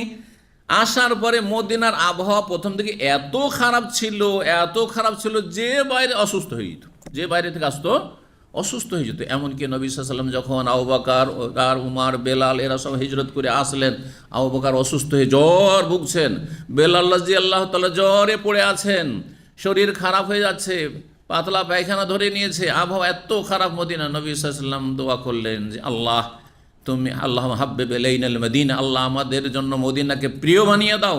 ওয়ানকুল হুমাহা ইলা ইয়াসরিব, আর মদিনার যে জ্বর রয়েছে আর এই সব রোগ রয়েছে সেগুলো ওয়ানকুল হুমাহা ইলাল জোহফা, বলছে ওয়ানকুল হুমাহা ইলাল জোহফা, আর মদিনার জ্বর আর বালা মুসিবত রোগগুলিকে জোহফা এলাকায় স্থানান্তরিত করে দাও। আরে জোহফা কেন বললেন? ওখানে মানুষ বাস করে না? বলছেন ভাষ্যকারগণ যে জোহফা এলাকায় একজন মুসলিম বাস করে, সব কাফের ছিল এবং কট্টর কাফের ছিল, যারা ইসলামের দিকে আগ্রহী ছিল না। মর্তদের দিকে তো এই রোগগুলি চলে যাক, কথা বোঝা গেছে? জি, এই জন্য দোয়া করেছে। জি, তো মদিনার আবহাওয়া তাদের অনুকূল হলো। ইজতাউল মদিনা মানে মদিনার আবহাওয়া তাদের প্রতিকূল হয়ে উঠল, শরীর খারাপ হয়ে গেল, অসুস্থ হয়ে পড়ল, পেট বড় বড় হয়ে গেল, আর পাতলা পায়খানা ধরিল, ডায়রিয়া ধরে নিল। ফারাখাসা রাসূলুল্লাহ সাল্লাল্লাহু আলাইহি ওয়াসাল্লাম, রাসূলুল্লাহ তাদেরকে ছাড় দিলেন কি, আইয়াতু এবেলা সাদাকা, জাকাতের ওটগুলি বাঁধা আছে অমুক জায়গায়, সেখানে তোমরা চলে যাও। ফাশারে মিন আলবানিহা ও আবু আলিহা, আর তার দুধ এবং পেশাব পান করো, দুধ এবং পেশাব পান করো। দুধ পান করাতে তো কোনো আপনার অসুবিধা নাই, কিন্তু পেশাব হচ্ছে প্রশ্ন। গবাদি পশুর বা উটের বিশেষ করে পেশাব পান করা। জি, সেই যুগে যেহেতু চিকিৎসা এর চাইতে কোনো উত্তম বিকল্প চিকিৎসা ছিল না, সেজন্য নবী সাল্লাল্লাহু আলাইহি ওয়াসাল্লাম চিকিৎসা হিসেবে কি বলেছেন? উটের পেশাব পান করতে বলেছেন। এখনও যদি বিশেষজ্ঞ কোনো ব্যক্তি বলে যে এই রোগের জন্য উটের পেশাব ছাড়া আর কোনো চিকিৎসার ব্যবস্থা নেই, তাহলে জায়েজ। আচ্ছা, এই হাদিস থেকে উটের পেশাব এরা যে পান করতো, এরা মুসলিম না মুসলিম ছিল, নিউ মুসলিম একটু আগে বললাম, তাই না? ইসলাম গ্রহণ করে এসছে। তো মুসলিম তখন তাদের নামাজ ফরজ ছিল কি না? নামাজ ফরজ ছিল না? 5 ওয়াক্ত নামাজ ফরজ। মদিনার ঘটনা, মক্কাতে নামাজ ফরজ হয়ে গেছে মেরাজে। আচ্ছা, এরা যে উটের পেশাব পান করতো, পান করার পর নবী সাল্লাল্লাহু আলাইহি ওয়াসাল্লাম বলেছেন, দেখো তোমরা চিকিৎসার জন্য উটের পেশাব পান করছো, কিন্তু উটের পেশাব না পাক, সুতরাং কুলি করে নেবে পেশাব খেয়ে। এটা বলেছেন? বলেননি। তাহলে কি বোঝা গেল? উটের পেশাব বা গৃহপালিত পশুর পেশাব না পাক, ভালো করে শোনেন। সুতরাং উটের পেশাব, বকরি ছাগলের পেশাব, গরুর পেশাব যদি কাপড়ে লেগে যায় আর কোনো রুচি হয়, তাহলে সেটা নাপাক নয়, সেটা হচ্ছে কাশফোঁটার মতো। কাশফোঁটা পাক না নাপাক? পাক। না হলে রুমালে, যারা ওই কাপড়ের রুমাল ব্যবহার করেন আর সর্দি লেগে আছে, মুছে রাখছেন পকেটে, আর ওতে নামাজ পড়ছেন না, কিন্তু অরুচি। জি, তো ঠিক ওই রকমই। তার মানে এই না যে আপনি শখ করে আপনি গরুর পেশাবে আপনি আপনার জায়নামাজ ভিজাবেন, অথবা আপনি আপনার কাপড় ভিজাবেন আর তারপর নামাজ পড়বেন, এটা নয়। কিন্তু নাপাক নয়, নাপাক বলা যাবে না, স্পষ্ট প্রমাণ। যদি নাপাক হইতো তাহলে অবশ্যই নবীর উপরে ফরজ ছিল যে নবী সাল্লাল্লাহু আলাইহি ওয়াসাল্লাম যেহেতু শরীয়ত বয়ান করার জন্য আল্লাহর পক্ষ থেকে এসেছেন, আরে আমি আপনি ভুল করতে পারি কিন্তু নবী সাল্লাল্লাহু আলাইহি ওয়াসাল্লাম ভুল করতে পারেন না। তাদের জরুরি যে নামাজের রক্ত আসবে, আর তার আগে হয়তো পেশাব পান করেছে, তাহলে কুলি করতে বলতাম। কুলি করতে বলেননি নবী সাল্লাল্লাহু আলাইহি ওয়াসাল্লাম। কি বোঝা গেল স্পষ্ট যে মাকুলুল্লাহাম, যেসব পশুর গোস্ত খাওয়া হালাল, তার পেশাব গোবর নাপাক নয় বরং পাক। এই জন্য গোবর নাপাক নয়, নেদি নাপাক নয়, জি নোংরা বস্তু, ব্যাস। তো আর মাসলা বললাম। আচ্ছা, এইটাকে সামনে রেখে কোনো হিন্দু যুক্তি পেশ করবে যে তো তোমাদের হাদিসে আছে উটের পেশাব খাওয়ার কথা, আর আমরা গরুর পেশাব খাচ্ছি, হ্যাঁ গোমাতার পেশাব খাচ্ছি, অসুবিধা কি? তাই না? চলবে? আরে নবী সাল্লাল্লাহু আলাইহি ওয়াসাল্লাম শুধু ওই কয়েকজন লোককে বলেছেন বিশেষ রোগের চিকিৎসা হিসাবে, না সব সাহাবীকে বলেছেন হে আবু বকর ওমর আশরা মুবাশশারা, এই বদরে যাবে, যুদ্ধ করতে যাবে, তোমরা উটের পেশাব খাও বলেছেন নাকি? আর তোমরা তো এটাকে তাবারক মনে করেছো, জমজমের পানির মতো, তাই না? হ্যাঁ, শুভ মনে করছেন। না না, মোটেই না, আমাদের কাছে সেটা কোনো রকম মোবারক নয় উটের পেশাব। কিন্তু যদি দেখা যায় যে এইটি হচ্ছে চিকিৎসা একমাত্র, এর কোনো বিকল্প আমরা এর চাইতে ভালো বিকল্প পাচ্ছি না, তাহলে তখন সেটা কিন্তু বিশেষজ্ঞ বলবে, আমি আপনি বলবো না। বোঝা গেছে না? জি। তো এই ছিল ঘটনা। তারা কয়েকদিন পেশাব আর দুধ খেয়ে উটের সুস্থ হয়ে গেল। আর মানুষ সুস্থ থাকলেই পাপ হয় কিন্তু বেশি। এই জন্য অনেক সময় আপনার আমার অসুস্থ থাকাটাও ভালো করে শোনেন। এই লোকগুলি অসুস্থ থাকলে সোজা থাকতো, যখন সুস্থ হয়ে গেল আর এমন মোটা সোটা হয়ে গেল, অন্য রেওয়ায়েত রয়েছে খুব মোটা সোটা হয়ে গেল, কয়েকদিনের মধ্যে আর এমন হয়ে গেছে, তারপরে তাদেরকে শয়তান গ্রাস করলো। কি করলো? লোভ সামলাতে বলে, এতগুলি উট আছে আর সব তো গরিব, ফুটপাতে কিছু নেই, বেদুইন, সব উটগুলিকে ডাকাতি করে নিয়ে পালিয়ে চলে গেল। আর ডাকাতি করার আগে দেখলো যে রাখালগুলো যে বাইতুল মালের আছে, এরা তো জানিয়ে দেবে, ধরা খেয়ে যাবো, তখন আগে এই রাখালগুলিকে সবগুলিকে খুন করলো। শুধু খুন করেনি, তাদের হাত পাগুলোও কর্তন করেছে, তাদের চোখগুলি উঠিয়ে নিয়েছিল, মুসলাও পর্যন্ত করেছিল, অঙ্গহানিও করেছিল, এত জুলুম করেছিল এই বদমাইশগুলো, মোরতাদ হয়ে গেল, মোরতাদ হয়ে পালিয়ে চলে গেল ডাকাতি করে। এই এক তো ডাকাতি, 2 নম্বর খুন করা, 3 নম্বর হচ্ছে মুরতাদ হওয়া, হ্যাঁ, আর তারপরে অঙ্গহানি করা, জুলম অত্যাচার, এই সমস্ত অপরাধের কারণে তাদেরকে কঠিন শাস্তি দেওয়ার হুকুম দিয়েছেন নবী করিম সাল্লাল্লাহু আলাইহি ওয়াসাল্লাম। বলছেন ফাকাতালুর রাইয়া, এরা রাখালকে খুন করল। ওয়াস্তাকুজ জৌদ মানে উটগুলিকে হাঁকিয়ে নিয়ে পালিয়ে চলে গেল। ডাকাতেরা যেমন, হ্যাঁ, গরুর যে চোর আমাদের দেশে বা ডাকাত, হাঁকিয়ে নিয়ে চলে গেল, তাড়িয়ে নিয়ে চলে গেল। ফারসালা রসুল জানতে পারলেন যখন, তখন তাদের পিছনে পাঠালেন সাহাবায়ে কেরামদেরকে, ধরো এদেরকে, যেখানে পাও খুঁজো। উতিয়া বেহিম, তাদেরকে ধরে নিয়ে আসা হইল, ধরা খেয়ে গেল তারা। ফাকাত্তা আইদিয়াহুম ওয়া আরজুলাহুম, তাদের হাত পাগুলি কেটে দিলেন রাসূলুল্লাহ, কাটার হুকুম দিলেন, কাটো। কেন কাটলেন? কেসাস, তারা কেটেছিল রাখালের, সেজন্য তাদের কাটা হয়েছে। ভালো করে মনে রাখেন, এটা সীমালঙ্ঘন ছিল না, এটা সমান ছিল। কেসাস বদলা, হাতের বদল হাত আর পায়ের বদল পা। ওয়াসামারা আয়ুনাহুম, তাদের চক্ষুগুলি, হ্যাঁ, শলাকাবিদ্ধ করা হয়েছিল বা শলাকবিদ্ধ করা হয়েছিল। শলাক বুঝেন? হ্যাঁ, লোহার যে সুরমা দেওয়ার যেমন থাকে, যেমন ওইটাকে গরম করে উত্তপ্ত করে চোখে দিয়ে তাদের চোখকে নষ্ট করা হয়েছে। কারণ তারা কি করেছিল? চোখগুলি উঠিয়ে নিয়েছিল এইসব রাখালে, তারা এইসব কাজে জুলুমগুলি করেছিল। সেম তাদের সাথে করা হয়েছে। ওয়া তারা কাহফিল বিল হাররাতে, আর গরম উত্তপ্ত, হাররা মানে গরম নয়, হাররা মানে হচ্ছে কঙ্করযুক্ত, হ্যাঁ, কঙ্করময় ভূমি, কঙ্করময়। হাররা ছোট ছোট পাথর, কুচি পাথরকে বলা হয়। মদিনার 2 দিকে হাররা শারকিয়া আর হাররা গারবিয়া, আপনার এই বাকির দিকে হাররা শারকিয়া পূর্ব দিক, আর হাররা গারবিয়া হচ্ছে বাবু সালাম দিয়ে বেরিয়ে যখন চলে যাবেন প্রায় 1 কিলোমিটারের মতো, তখন ওই দিয়ে হাররা গারবিয়া। তো এই হাররা এলাকায় কুচি পাথর অর্থাৎ কঙ্করময় জমিনে তাদেরকে ফেলে রাখা হলো, আর তারা সব পিপাসিত ক্ষুধার্ত হয়েছিল।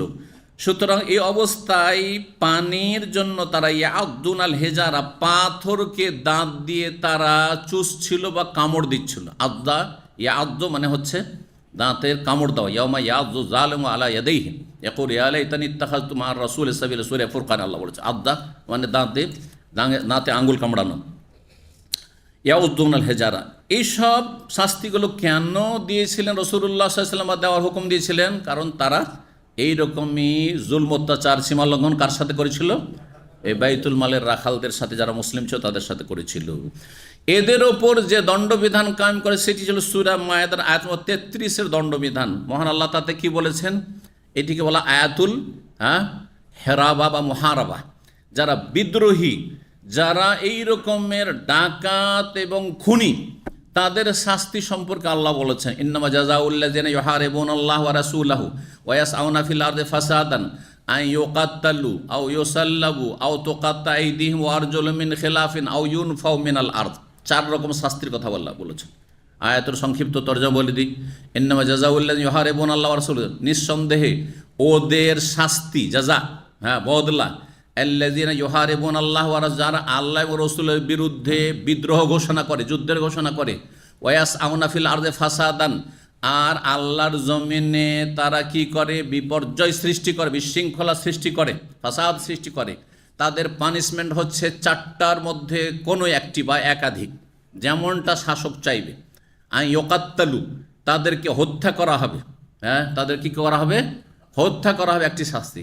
আও ইউসাল্লাবু, অথবা তাদেরকে শুলে চড়ানো হবে, ফাঁসিতে শুলে চড়ানো হবে। আও তুকাত্তা আইদিহিম ওয়া আরজুলুহুম মিন খিলাফ, অথবা তাদের হাত পাগুলি উল্টো করে কেটে দেওয়া হবে। ডান হাত হইলে বাম পা, আর বাম হাত হলে ডান পা, এইভাবে মিন খিলাফ, উল্টো পাল্টা করে তাদের হাত পাগুলো কেটে দেওয়া হবে। আও ইউনফাউ মিনাল আরজে, অথবা তাদেরকে দেশ থেকে নির্বাসিত করা হবে, দেশ থেকে নির্বাসিত করা হবে। এই আয়াতের তাফসীরে 2টো মত রয়েছে। একটি মত হচ্ছে এই 4টি পানিশমেন্ট সরকারের সামনে আছে। যেমন অপরাধ সরকার মনে করবে যে এরকম অপরাধী, বা যেই অপরাধীকে যেমন শাস্তি দেওয়ার ইচ্ছা, সরকার যে কোনো একটি অপশন চয়েস করতে পারে। হয় হত্যা করতে পারে, শুলে চড়াতে পারে, অথবা হাত পা উল্টো পাল্টা করে, চোরের যেমন হাত কাটা রয়েছে ওইরকম করে কেটে দেবে, আর তারপরে ছেড়ে দেবে, বাঁচলো। আর না হলে দেশ থেকে তাড়িয়ে দিবে। আজকাল দেশ থেকে তাড়িয়ে দিলে আরও বেশি বদমাইশ হয়ে যায়, তাই না? সুতরাং জেলের ব্যবস্থা করা হয়েছে, 20 বছর জেল। হিরোইন গাঁজা নিয়ে এসছো বা খেয়েছ তো 10 বছর জেল, 15 বছর জেল, এইরকম জেল। ডাকাতের এত বছর জেল, এগুলো করা হয়েছে। কারণ দেশের বাইরে পাঠিয়ে দিলে এরা হয়তো এমন একটা বড় গ্যাং তৈরি করে দেশের জন্য হুমকির কারণ হয়ে যেতে পারে। এখান থেকে হয়তো ইজতিহাদ, অনেক যারা অপরাধী, দেশদ্রোহী, তাদের ন্যাশনালিটি ক্যান্সেল করা, তাদের ন্যাশনালিটি, নাগরিকত্ব বাতিল করা সরকারের অধিকার। ইউনফর্মেল আর দেশ থেকে তাড়িয়ে দাও, নাগরিকত্ব বাতিল মানে তাদের দেশ থেকে নির্বাসিত করে দাও, সেইটাই সমাধান হইতে পারে, সেই শাস্তি দিতে পারে সরকার। আর এক দল বলছেন না, কেউ যদি শুধু ডাকাতি করেছে, কাউকে মারেনি, তাহলে হাত কাটা, পা কাটা, ডাকাতের শাস্তি, সিম্পল ডাকাত। আর যদি তার সাথে মানুষ খুন করে তাহলে হত্যা। আবার শুধু মানুষ খুন করেছে কিন্তু ধন সম্পদ নিয়ে যায়নি, কিন্তু কয়েকটা অপরাধ করেছে, তখন কয়েকটা অপরাধ করলে শুলে চড়ানো ইত্যাদি। মানুষকে খুনও করনি, আর ওই রকম ডাকাতি করে কোনো কিছু নিয়েও যেতে পারেনি সম্পদ, কিন্তু বিশৃঙ্খলা সৃষ্টি করেছে দেশের জন্য ঝুঁকি এরা, তাহলে তাদেরকে দেশ থেকে নির্বাসিত করে, তাড়িয়ে দেওয়া, দেশের নাগরিকত্ব ক্যান্সেল করা, ইউনফর্মিয়াল আর্জ। কেউ কেউ বলেছেন যে এইভাবে শাস্তিগুলি দিতে হবে। যাই হোক, সর্বশেষ হাদিস এবং অধ্যায় 69 নম্বর অধ্যায় বলছে বাবু ওয়াসমিল ইমাম এবলা সাদাকাতে বিয়াদি। এই অধ্যায় হচ্ছে দেশের শাসক নিজ হাতে জাকাতের উটকে দাগতে পারে, জাকাতের উটকে চিহ্নিত করার জন্য, যে এগুলি হচ্ছে জাকাতের উট। কোনো জায়গায় ছুটে যদি চলে যায় তো যে কোনো মুসলিম দেখলে বুঝবে, রে এটা কোনো ব্যক্তি মালিকানা জাকাত নাই, উট নয়, বরং এটা হচ্ছে সরকারি বাইতুল মালের উট, এটা বাইতুল মালে আমানত পৌঁছে দিতে হবে, এটা জাকাতের। জি, এটা হারিয়ে যাওয়া নয় যে আমি এটাকে নিয়ে চলে যাব আর তারপরে মালিক আসলে দেবো, আর যদি 1 বছর না আসে তাহলে এটা আমার জন্য রেখে নেব, এটা চলবে না। বোঝা গেছে? বাইতুল মালে জমা করতে হবে। এই জন্য ওয়াসম করা মানে দাগানো। একটা লোহা থাকতো, লোহা, আর সেই লোহাটিকে কি করা হয়তো, লোহা দিয়ে ধারালো, আর সেটা দিয়ে এই যে উঁট রয়েছে, উঁটের আপনার চূড়াতে বা এক সাইডে দাগ করে দেওয়া হতো, দাগ দিয়ে একটু কেটে দেওয়া হতো, সামান্য একটু কেটে দেওয়া হলো, সেটা এমন কোনো কষ্ট দেওয়া নয়, কিন্তু সেটা দিয়ে চিহ্নিত করা একটা বড় জন্তু, উঁটের মতো জন্তু, যাতে তার তেমন কোনো ক্ষতি হবে না, সামান্য শুধু দাগ দেওয়া, এটা নাজাইজ কিছু নয়, প্রয়োজনের দাবি এটি, প্রয়োজন, সেই জন্য এরকমটা করা হচ্ছে শরীয়তসম্মত। 1502 নম্বর হাদিস বলছেন, আনাস রাদিয়াল্লাহু তাআলা আনহু, গাদাউতু ইলা রাসূলিল্লাহ সাল্লাল্লাহু আলাইহি ওয়াসাল্লাম, রাসূলুল্লাহ সাল্লাল্লাহু আলাইহি ওয়াসাল্লামের কাছে আমি সকাল সকাল গেলাম। কাকে নিয়ে? আব্দুল্লাহ বিন আবু তালহাকে নিয়ে। আবু তালহার ছেলে আব্দুল্লাহ, আনাসের মা উম্মে সুলাইম ছিলেন, তার নাম বলা হয়েছে রুমাইসা, উম্মে সুলাইম প্রসিদ্ধ। উম্মে সুলাইমের যখন স্বামী মারা গেল আনাসের বাপ, তখন তার বিয়ে হলো কার সাথে? হ্যাঁ, আবু তালহার সাথে, আবু তালহা আনসারীর সাথে। আবু তালহা আনসারীর সাথে যখন বিয়ে হলো, তো আনাস রাদিয়াল্লাহু তাআলা আনহু, এটা হচ্ছে সৎবাপ, তখন নিয়ে এসে নবী সাল্লাল্লাহু আলাইহি ওয়াসাল্লাম খেদমতে উম্মে সুলাইম দিয়ে চলে গেলেন, যে ইয়া রাসূলুল্লাহ, ছেলে খেদমত করুক, আপনার কাছ থেকে ইলম শিখুক, থাকুক আপনার কাছে। জি, তাকে দোয়া দিয়েছেন, আল্লাহুম্মা আকসির মালাহু ওয়ালাদাহু বারিক লাহু ফিমা আতাইতাহু। দোয়া কার মুখস্থ আছে? আল্লাহুম্মা আকসির মালাহু ওয়ালাদাহু, আল্লাহ এই আনাসের ধন সম্পদ আর ছেলেকে বৃদ্ধি করো, ধন সম্পদ বৃদ্ধি করো আর সন্তান সন্ততিকে বৃদ্ধি করো। ওয়া বারিক লাহু ফিমা আতাইতাহু, আর যা তাকে দেবে তুমি তাতে তুমি বরকত দাও। এত ধনাঢ্য হয়েছিলেন আর এত ছেলে মেয়ের আপনি বাবা হয়েছিলেন, বলছেন যে আর এত আয়ু পেয়েছিলেন যে তার জীবদ্দশায় নিজের ছেলে মেয়ে আর তারপরে নাতিন নাতিনদের সংখ্যা 120টা দেখে দুনিয়া থেকে গেছেন। 120 জনকে দেখে গেছেন। জি, নবী সাল্লাল্লাহু আলাইহি ওয়াসাল্লামের দোয়া, শুধু এই ছোট্ট দোয়া, দোয়া মানে এত লম্বা আধা ঘন্টা ধরে দোয়া নয়, শুধু ছোট্ট দোয়া, আল্লাহুম্মা আকসির মালাহু ওয়ালাদাহু ওয়া বারিক লাহু ফিমা আতাইতাহু, জি, বা ফিমা রাযাকতাহু। আল্লাহু আকবার। তো বলছেন আনাস যে আমি ছোট ছেলে, আমার ভাই মানে আমার যে সদবাব, তার থেকে যে আব্দুল্লাহর জন্ম হলো, তাকে নিয়ে আসলাম নবী সাল্লাল্লাহু আলাইহি ওয়াসাল্লামের কাছে। কিসের জন্য? ইউহান্নিকাহু, তার তাহনিক করার জন্য। তাহনিক বুঝেন? তাহনিক কাকে বলা হয়? কে বলেন? তাহনিক হচ্ছে নবী সাল্লাল্লাহু আলাইহি ওয়াসাল্লাম যখন কোনো শিশুর জন্ম হয়, দুধ পান করছে, এখন জন্ম হয়েছে সদ্য শিশু, আর তারপরে তার জন্য একটা খেজুরকে চিবিয়ে, নবী সাল্লাল্লাহু আলাইহি ওয়াসাল্লাম চিবিয়ে ও সেই শিশুর ওপর তালুতে লাগিয়ে দেওয়া হতো, আর সেটা বাচ্চাটা চুষতে থাকতো। উদ্দেশ্য হচ্ছে নবী সাল্লাল্লাহু আলাইহি ওয়াসাল্লামের লালার বরকত হাসিল করা এই শিশুর জন্য। এটি নবী সাল্লাল্লাহু আলাইহি ওয়াসাল্লামের জন্যই খাস সীমাবদ্ধ, নাকি যে কোনো নেক পরেজগার লোক দিয়ে করাতে পারবেন? এই ক্ষেত্রে দুটো মত রয়েছে। একদল বলছেন এই বরকত খাস একমাত্র রাসূলুল্লাহ সাল্লাল্লাহু আলাইহি ওয়াসাল্লামের জন্য, এবং কথাটি খুব শক্তিশালী, যার ফলে রাসূলুল্লাহ সাল্লাল্লাহু আলাইহি ওয়াসাল্লামের পরে অন্য কারো কাছ থেকে এই তাহানিক করা সুন্নত নয়। হ্যাঁ, নবজাত শিশুর ক্ষেত্রে তাহানিক অনেকে সুন্নত বলে নয়। তারা বলছেন কিসের বরকত রয়েছে? বরং অসুখ থাকতে পারে, পয়জন থাকতে পারে, জীবাণু থাকতে পারে, অনেকের রোগ আছে, হয়তো হয়তো আমার রোগ আছে, আপনারা জানেন না হয়তো, বা আমিও নিজেও জানি না, আর সেই ভাইরাসটা আমি চিবিয়ে দিলাম আর ওই বাচ্চার মুখে গেল, সেটা তার অসুস্থতার কারণ হইতে পারে। সুতরাং এটা অন্যর ক্ষেত্রে প্রযোজ্য নয়, অনেকে বলেছেন। আর এক দল বলছেন নবী সাল্লাল্লাহু আলাইহি ওয়াসাল্লাম যখন করেছেন তখন এটা কোনো পরেজগার নেক লোক দিয়ে করানো যেতে পারে, আল্লাহু তাআলা আলাম। জি, কিন্তু নবী সাল্লাল্লাহু আলাইহি ওয়াসাল্লামের খাস এটাই মনে হচ্ছে বেশি প্রাধান্যযোগ্য। বলছেন যে তাহনিক করার জন্য আসলাম, ওয়াফাইতুহু, এসে পেলাম, ওয়াফাইতুহু মানে ওয়াজাদতুহু, তাকে পেলাম, কি অবস্থা? অফি ইয়াদিহিল মিসাম, নবী সাল্লাল্লাহু আলাইহি ওয়াসাল্লামের হাতে সে দাগ দেওয়ার সেই লৌহ যন্ত্রটি ছিল, লোহার যন্ত্রটি ছিল।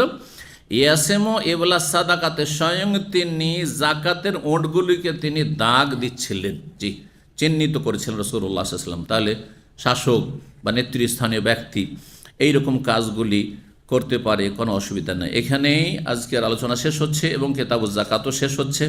তারপরে সাদাকাতুল ফিতরের পর্ব রয়েছে, দুটো পর্ব আমরা অলরেডি গত রমজানের আগে রমজানে কিন্তু আমরা আলোচনা করেছিলাম, বা তার আগে আলোচনা করে নিয়েছিলাম।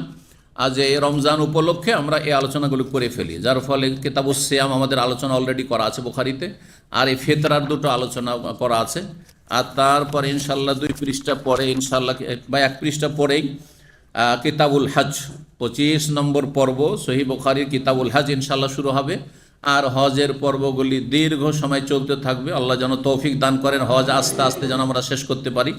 জাযাকুমুল্লাহ খাইরান ওয়া সাল্লাল্লাহু সাল্লাম আলা নবিয়িনা মুহাম্মদ ওয়া আলা আলিহি ওয়া সাহবিহি আজমাইন।